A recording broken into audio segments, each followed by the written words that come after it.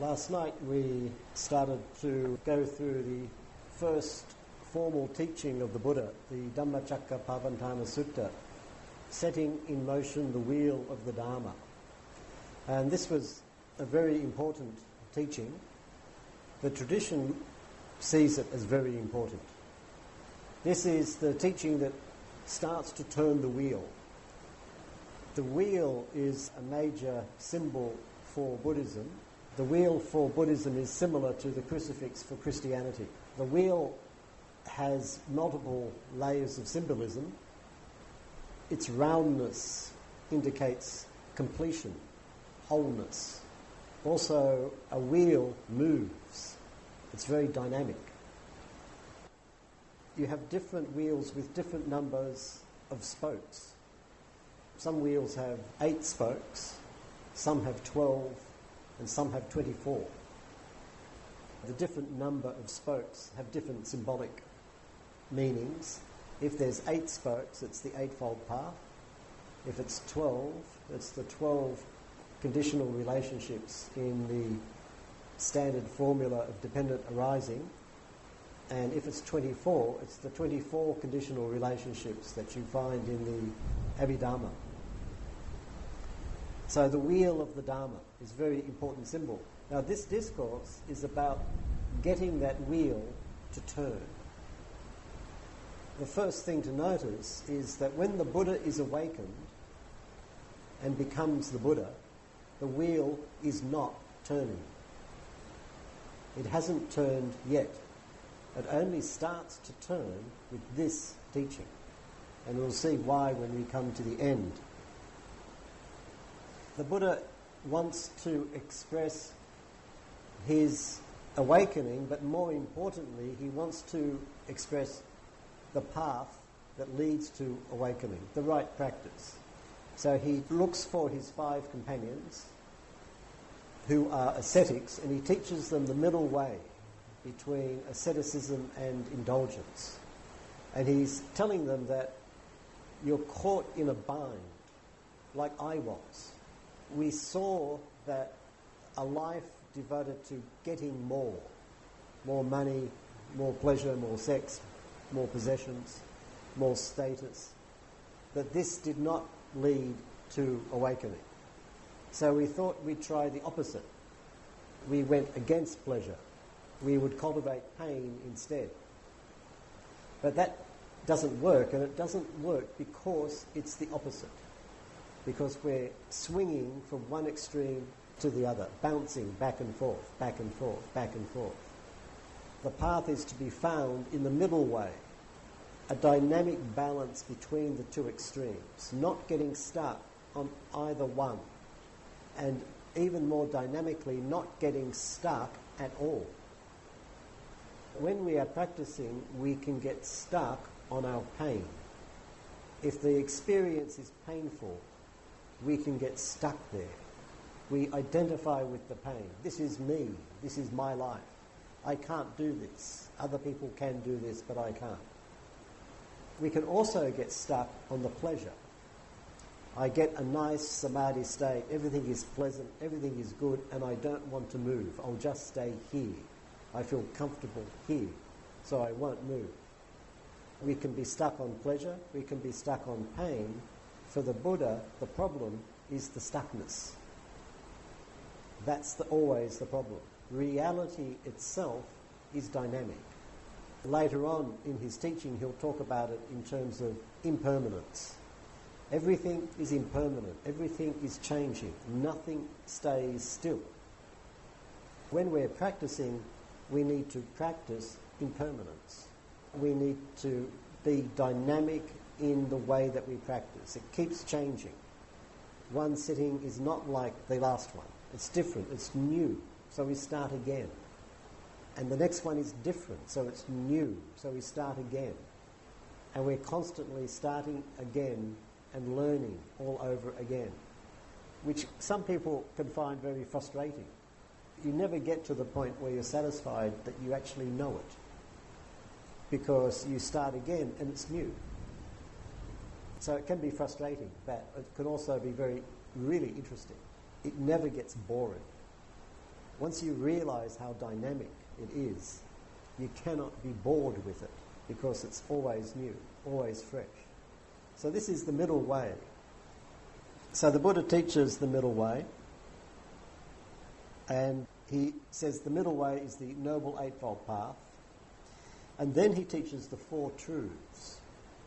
Now the Four Truths are the basic framework for his teaching.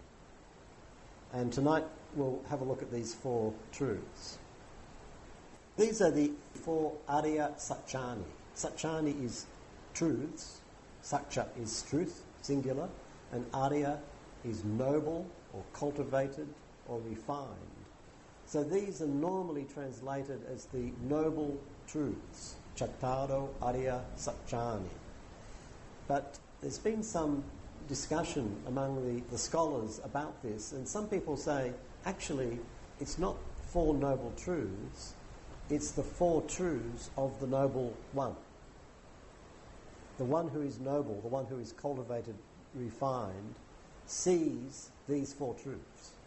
So seeing these four truths make one Arya, make one noble, cultivated, refined. That's another way of looking at it. Or they are the four truths which ennoble the practitioner, which cultivate the practitioner. So there's different ways of looking at it. Here I'm translating it as the truths of the Noble One. The Noble One here being the Buddha. So the four truths of the Buddha. But there are different ways of translating. The Buddha says, this is the Noble One's truth of dukkha. Birth is dukkha, aging is dukkha, sickness is dukkha, death is dukkha, sorrow, lamentation, pain, grief and despair are dukkha. Association with the unloved is dukkha. Separation from the loved is dukkha. Not getting what one wants is dukkha. In brief, the five aggregates associated with clinging are dukkha. This is the Noble One's truth of the arising of dukkha. It is craving, which leads to further becoming, is bound up with obsession and delight, and finds its delight now here, now there. Specifically, craving for sense pleasures, craving for existence, and craving for non-existence. This is the Noble One's truth of the cessation of dukkha. It is the complete cessation of that very craving, abandoning it, renouncing it, releasing it, letting it go.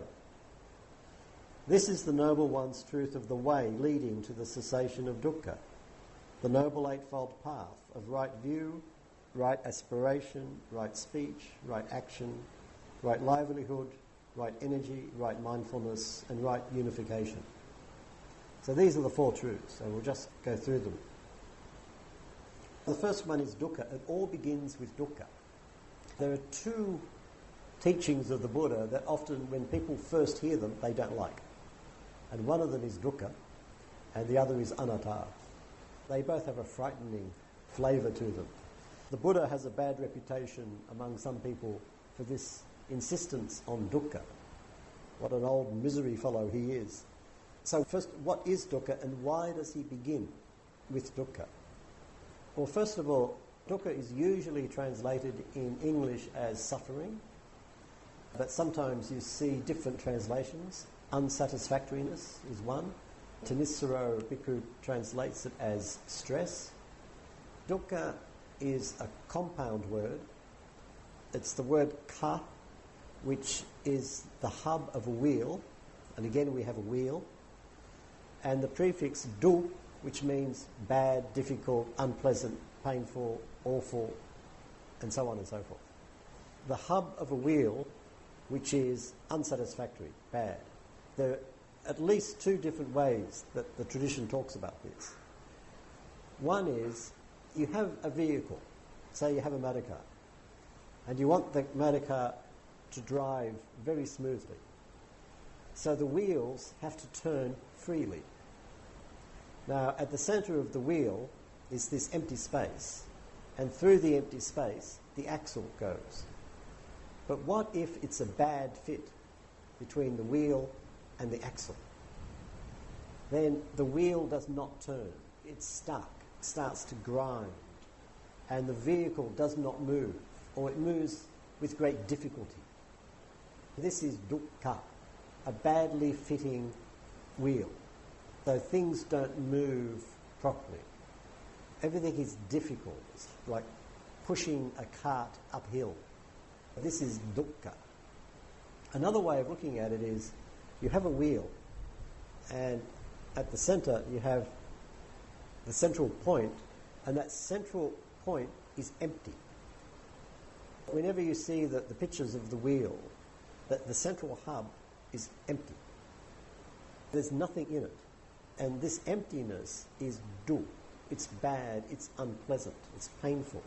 Here, dukkha refers to the painful emptiness that we feel at the core of our being, at the centre of our being. Each of us feels that something about us is not right.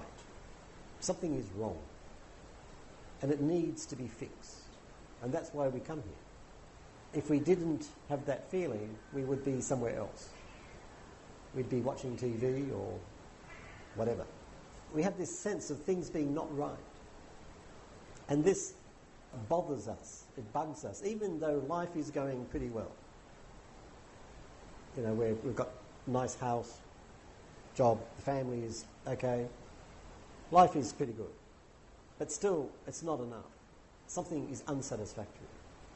Of course, people who are driven to make more and more money, this is an expression of their dukkha, a painful sense of something missing. And so they try to fill it up with more money. Consumerism. I feel there's something wrong, there's something missing, so I'll go out and buy something. And then I'll be okay. We have this sense of something missing at the core of our being, and we try to fill up that emptiness with different things, but it doesn't work. This is the source of our dissatisfaction, and it's also the source of our action. This is what brings us here. Now, why does the Buddha, in his first discourse, begin with dukkha? His audience are advanced practitioners, very hard line, tough practitioners. Why did they become practitioners? Because of dukkha. Why did the Buddha himself leave home? Because of dukkha. He's talking about dukkha as the starting point for the practice. He's talking to practitioners, and he talks about dukkha because he knows that's what gets them going. That's why they are doing what they are doing, because they know dukkha. They understand it. And that's why they're there in the first place. This teaching is about practice. It's about what to do. And a lot of it has to do with the relationship regarding pain. I am moved by my pain to do something. So when the Buddha talks about practice, he'll start with dukkha. Then he analyses dukkha, and just very briefly, you get 3 levels, 3 layers of dukkha. Birth, aging, sickness, death, sorrow, lamentation, pain, grief and despair are dukkha. This is ordinary everyday suffering. Association with the unloved and separation from the loved and not getting what one wants is dukkha. As I go through life, I find myself inevitably, I will be in situations that I don't want. I don't want to be here, but here I am. Association with the unloved. Separation from the loved. I want to be there, but I can't be there. I want to be with this person, but I can't be with this person. I want to be doing what I love to do, but I can't. So this is separation from the loved. Not getting what one wants. These aspects of dukkha are more subtle and more universal. This refers to the uncontrollability of life. Life moves, it changes all the time, and there's no one in charge. We are not in charge. And because we are not in charge, things happen that we have no control over. We find ourselves in situations we don't want to be. But we can't help it. That's the way it is. And finally, he says the 5 aggregates associated with clinging are dukkha. In Pali, these are the panch upadana khanda. Khanda is usually translated as aggregate, but in English you miss the force of the original Pali. The panch upadana khanda. Khanda means a mass. It can mean a collection. Anything which is very big, for example, the side of an elephant is a khanda. If you have a big building, the side of the building, the wall of the building would be khanda. Also, it's a collection of things. If you get a big pile of sand, that pile of sand would be a khanda. So aggregate, a collection of things. But it also is used in everyday Pali to refer to a pile of fuel. Let's say you want to start a fire. So you get a big pile of wood and you pile it all up. That's a khanda. Upadana khanda. Upadana is usually translated as clinging or attachment, but it also means fuel. The Buddha's original audience would be hearing this on two levels. One is this technical term, which the Buddha is introducing for the first time, the 5 aggregates associated with clinging, but the other is they will be hearing 5 masses of fuel ready to burn. So imagine someone's prepared 5 big fires and the fuel is tinder dry. Strike a match, it all goes up. This is the image that the Buddha is presenting. He's saying that our lives are like that. We are, at the best of times, we're like a pile of fuel ready to burn at a moment's notice. And the fire would be the fire of anger, or the fire of desire, or the fire of frustration, and so on. These are 5 fires ready to flare up at any moment. This is referring to dukkha at its fundamental level. The fact that anything that we experience is made up out of parts. And anything made up out of parts is going to collapse at some time. So the human body is a complex system. It's made up of parts. Sooner or later, it will collapse. It has to. The mind is very complex, made up of parts. Sooner or later, it goes bad. It has to. The planet is made up of parts. The climate is made up of parts. When it goes bad, there's a disaster. Everything is fragile and everything is going to break down. It's just inevitable. So this is the deepest level of dukkha. And then the Buddha moves on to second and third truths. Now, the first truth is just laying out dukkha. Second and third, it starts to get dynamic. It's about the arising and the cessation of dukkha. This is the Noble One's truth of the arising of dukkha. It is craving, which leads to further becoming, is bound up with obsession and delight, and finds its delight now here, now there. Specifically, craving for sense pleasures, craving for existence, and craving for non-existence. The arising of dukkha is craving, in Pali tanha, which literally means thirst. Now again you get, the Buddha is introducing a technical term, but he's using a word from everyday language, which his audience immediately understands.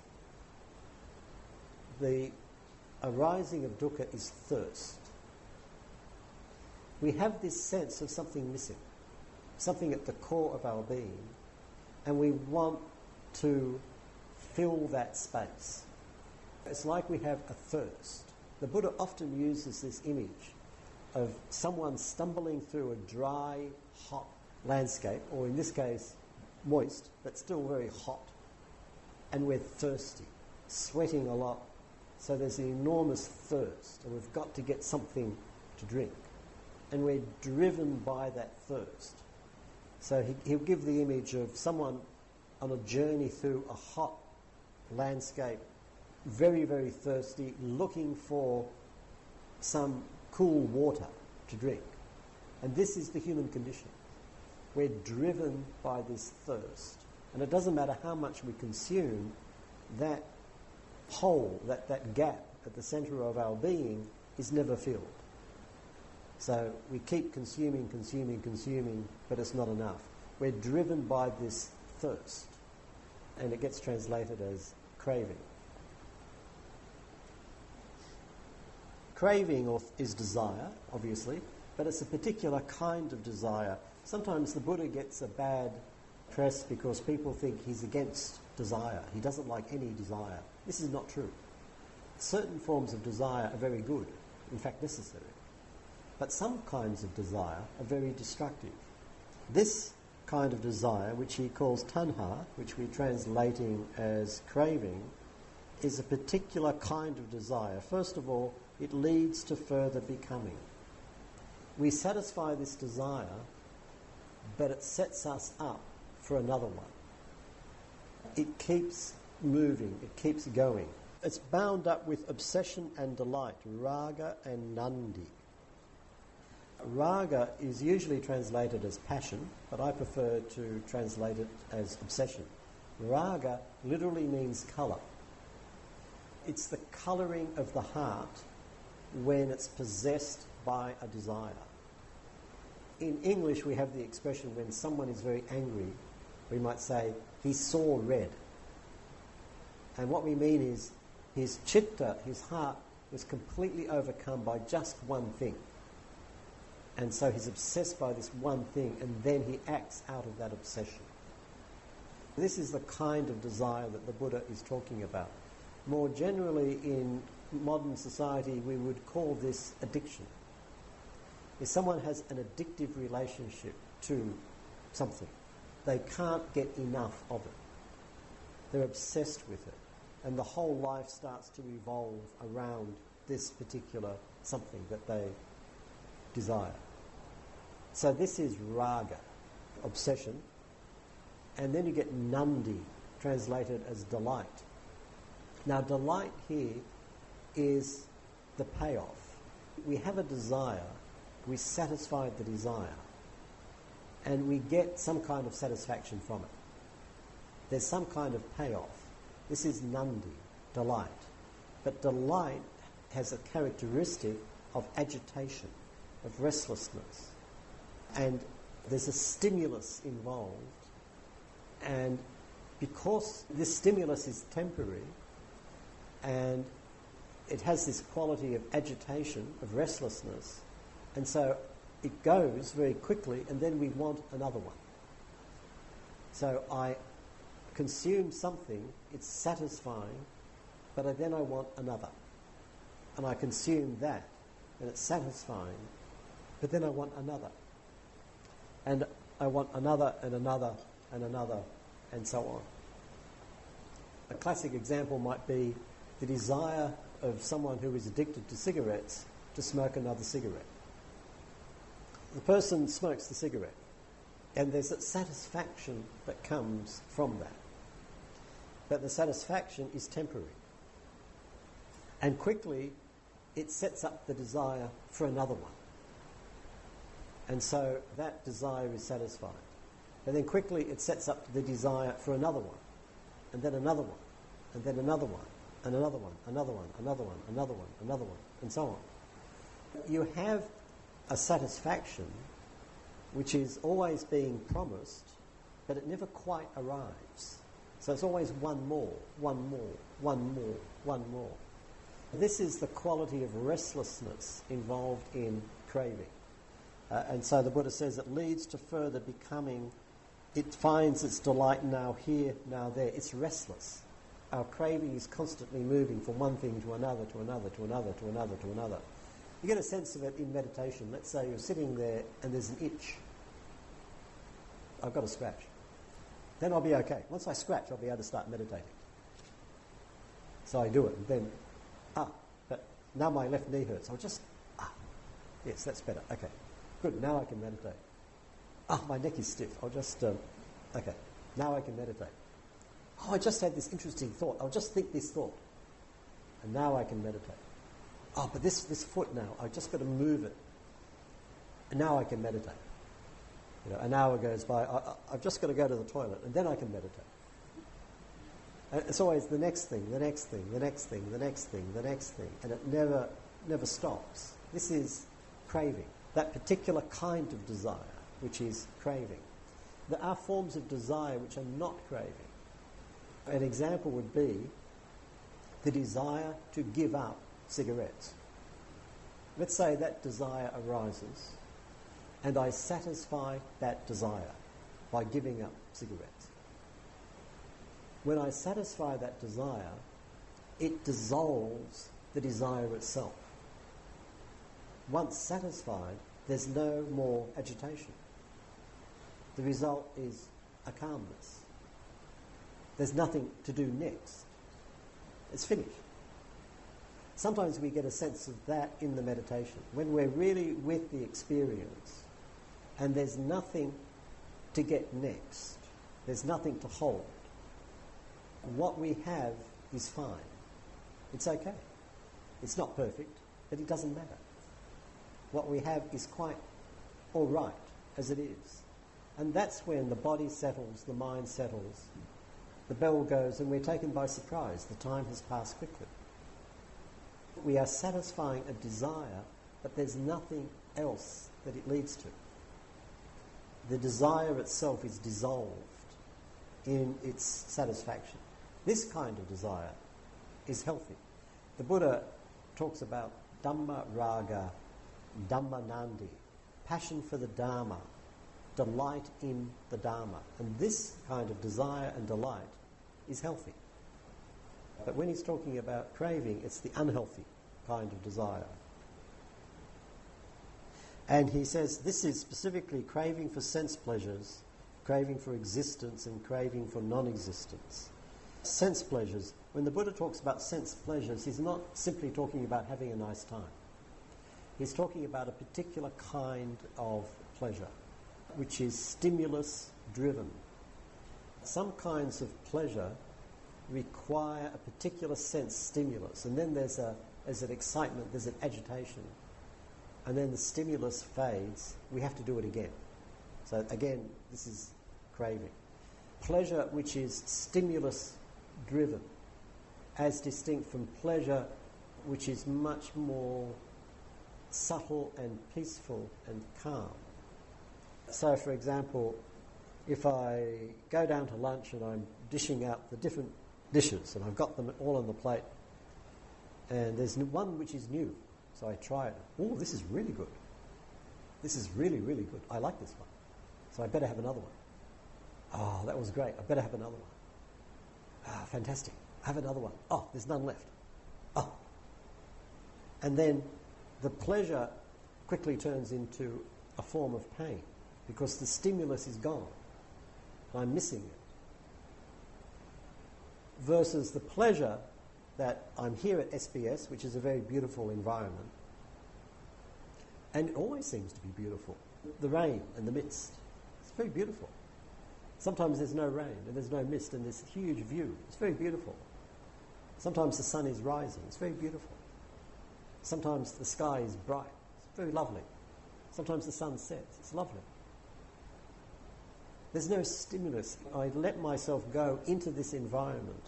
There's a pleasure in being here and being open to this environment, but it's not a particular stimulus. It's got a wider aspect to it.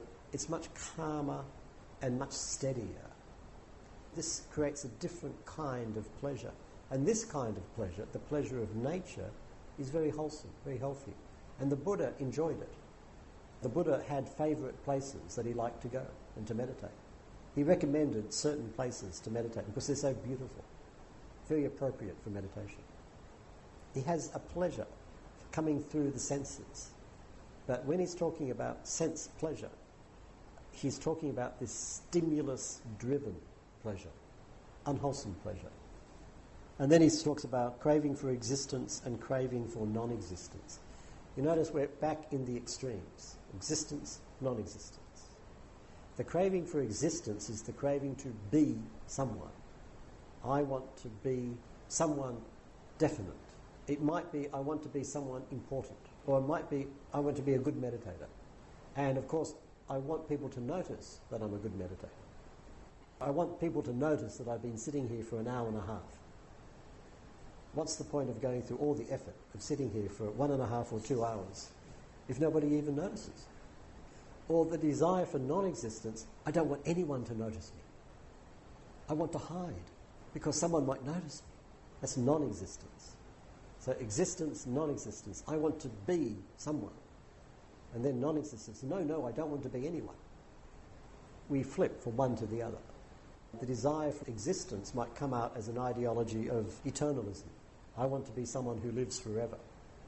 Or I might work hard all my life to leave a monument behind that people will never forget me because there's this big monument with my name on it. The desire for non-existence, the desire for annihilation. It can come out in some forms of drug taking, for example.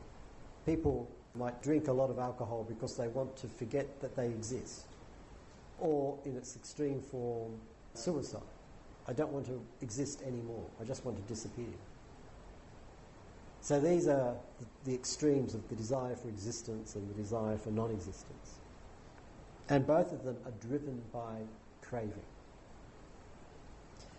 And then he says, this is the Noble One's truth of the cessation of dukkha. It is the complete cessation of that very craving, abandoning it, renouncing it, releasing it, letting it go.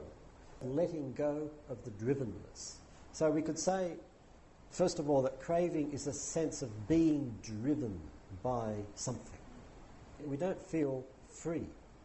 We're pushed and pulled by our desires and our aversions, our greed, our hatred, our delusion.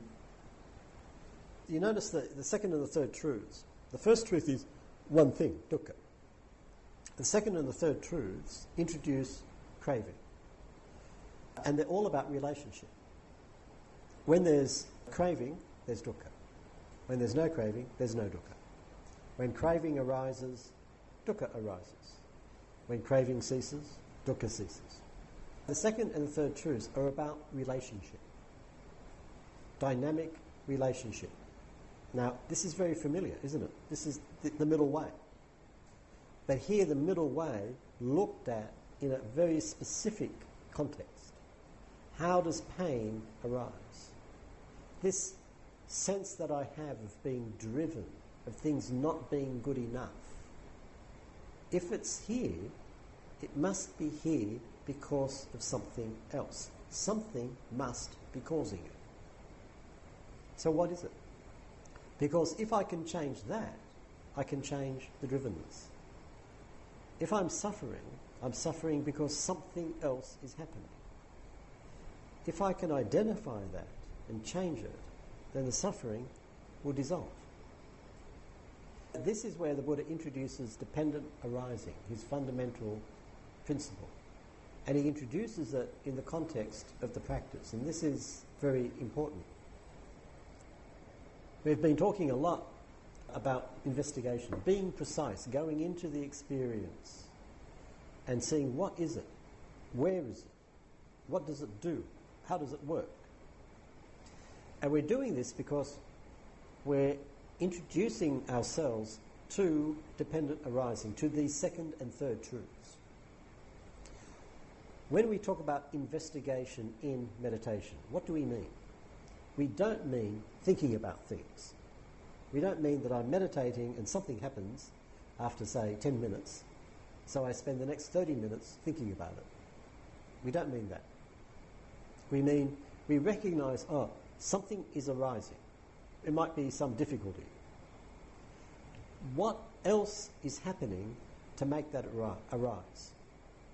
Another way of looking at it is, if something is happening, something else must be feeding it. What's feeding it?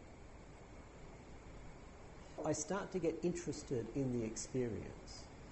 Something comes up which is painful and difficult.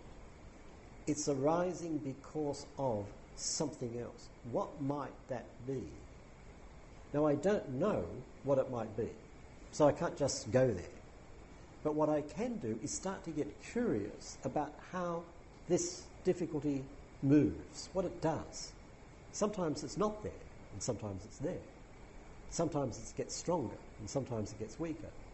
Sometimes it appears here, and sometimes it appears there. So I start to get interested in the patterns of things. And it's like I'm keeping my eyes open. When we focus on a meditation object, broadly speaking, there's two ways we can do it. One is we can have a kind of funnel vision. We just go into the meditation object and we ignore everything else, everything around it. This can be very good for developing concentration, but it's no good for insight. If we're developing insight, then we have something at the center of our field of awareness, and we can be focused into it, but we're also sensitive to what's happening around it. We're going into something, and then suddenly, as it were, out of the corner of our eye, we see something. Oh, what's that? And then suddenly we realize, oh yes, this affects that. There's a connection. And usually when we start to see these things, we start to see them purely by accident. I'll give you an example for me. I'd be sitting, working on the breathing. I'm absorbing into the rising and the falling. And I don't notice that as I'm doing this, my posture begins to slump. At some point, the body feels tight, and suddenly there's a lot of thinking, and the thinking is up here. And so I adjust the posture and come up, and the thinking seems to clear, and I continue. And then later on I realise, oh, I'm thinking again. But then I notice that the posture has changed again. It goes from here straight to like this. And when the head slumps forward, there's some pressure here, and that's when I think. That's where I'm most likely to think. Well, that's interesting. There's a link between posture and thinking. But then, why is it that I start like this and I end up like this? When does that happen? And then after some time I notice, it's the exhalation. When I exhale, I relax. And because my posture is not perfectly balanced, my muscles are holding me up, and so I collapse on the exhalation. And that's when suddenly the energy goes up here, and I start to think. So suddenly, I've got this whole pattern. And now I can start to work with it. I can start to be very attentive on the exhalation. As I exhale, I lift up through the body and keep the head upright and catch any thinking that occurs, particularly on the exhalation. Or I might notice that when I'm doing walking meditation, I'm doing the slow walk and I'm doing everything right, really focusing, and I seem to be staying with the movement of the feet and so on. But at the end of the period, I feel really bad, really tight, stiff. That's odd. Why is that happening? And why have I not noticed it until now? I go back to the walking next time. There's something going on that I'm not noticing. But it still happens. I try again. And then I realise, I'm so busy keeping my awareness with my feet that I'm not noticing what's happening with the rest of the body. And again, I'm not noticing I'm holding the upper body with a lot of tension. I'm not noticing that when I start to walk very slowly, the body gets very stiff because it's artificial. I'm not used to walking slowly. So the body gets very stiff and a lot of pressure builds up, but I don't notice it because I'm so focused on the feet. And I only notice it at the end, and I'm thinking, I don't like walking meditation. Now, when I walk, I open the awareness up to the whole posture, and I start to check the posture and how to move the body. Or it might be I'm sitting and it hurts. I've got pain in the leg. And at some point, I decide that's it, I'm moving. So I end the sitting. But then I start to get curious. Because what I'm doing is I'm studying the pain. Because this is what I've been told to do. So I send my awareness to the pain, all these sensations. And I discover there's all sorts of elemental sensations, and they come and they go, they get worse, they get better, like a graph we were talking about this morning, going up and down. And after some time, suddenly, that's it, enough, I move. But then I think, but why then? Why did I move then? Why didn't I move 10 seconds later? Why not 10 seconds before? Why then? So I start to get curious. The next sitting, I'm meditating, pain, going up and down, I move. Didn't catch it. Try again. And at some point, I realise, what happens is, I'm staying with the sensations, and they're going up and down, up and down, up and down, up and down. And then suddenly, aversion arises. And when it arises really, really fast, because this is the mind, and the mind moves really quickly. Aversion, I don't like this. Suddenly, boom, it's there. And as soon as that arises, that's when I move. I don't move because of the sensation, which is in the body. I move because of the aversion, which is in the mind. Then I realise, what I should be doing is not just watching the sensation, I should be watching the aversion in the mind. And I start to notice, there's a relationship between what's happening in the mind, the resistance, the I don't like this, and what's happening in the body, the sensations, and there's a dance going on. And this dance becomes my meditation object. So you see how it works. When we look at experience, it becomes a whole series of relationships.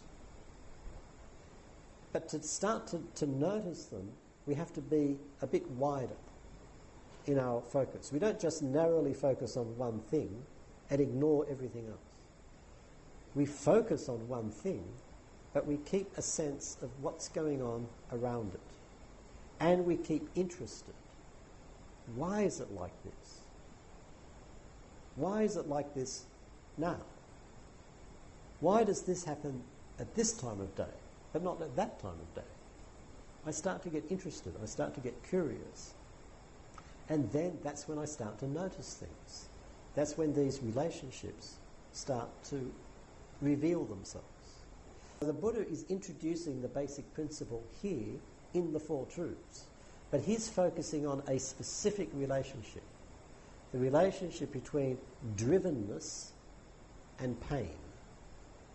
When I'm driven to get something or to avoid something, that's when it hurts. He's saying, start to pay attention to your sense of being driven, this craving. And the craving can be both a desire, I must get this, and I must get it now. And the flip side of desire is aversion. I want to get out of here, and I want to get out of here right now. We start to do really basic things. When we notice this coming up in our meditation, instead of immediately acting on our desire or our aversion, we wait and we watch the desire. We watch the aversion. We want to know, what's going on here? What is this? Why is this? Not thinking about it, but just being curious to see what happens if I stay here a bit longer. If I don't respond the way I normally do, what happens? And something is revealed. The Buddha is, in the Four Truths, presenting how the middle way can be applied in one's practice. And again, he's talking to advanced practitioners. So he's telling them, look at your quality of drivenness and the relationship to pain. In their case, they have left behind ordinary lay life. They look at lay people and they think, hopeless. They're completely driven by their desires. That's terrible. They'll never get to Nibbana. But they haven't noticed that they are equally driven. They are driven by their aversion. They have aversion to samsara. They have aversion to ordinary everyday life. They want something special. So they think they are not driven. They think they're free. But the Buddha is saying, actually, look, and you will find that you are just as driven as everybody else. It's just that what's driving you is something different. But still, you're driven. And because you are driven, you're suffering. Let go, the third truth. That drivenness, that craving, let it go, let it go, let it go, let it go. And then the dukkha will vanish. He's teaching a practice to the 5 ascetics and, of course, to us. And then he says, this is the Noble One's truth of the way leading to the cessation of dukkha. The Noble Eightfold Path of right view, right aspiration, right speech, right action, right livelihood, right energy, right mindfulness and right unification. He comes back to the Eightfold Path, which is already looked at before. Notice how it goes in cycles. Things curl around and come back and intersect. This is typical of the Buddha's teaching. And of course what we're talking about mostly during this retreat is right mindfulness as part of that system. These are the 4 truths. The Buddha goes on after there, but we won't go into the rest of the discourse because it's basically an elaboration of these 4 truths. And then we come to the end of the discourse. This is what the Blessed One said, and the group of 5 bhikkhus rejoiced in his words. And as this teaching was being given, the perfect and stainless vision of Dharma arose in Venerable Kondanya. Whatever is of the nature to arise, all that is of the nature to cease. As the teaching is being given, Venerable Kondanya was one of the 5. Suddenly he gets it. And he has the vision of the Dhamma. He sees the Dhamma. He sees what's really going on. This is the first breakthrough into Nibbana itself. And it's classically called stream entry, the first level of awakening.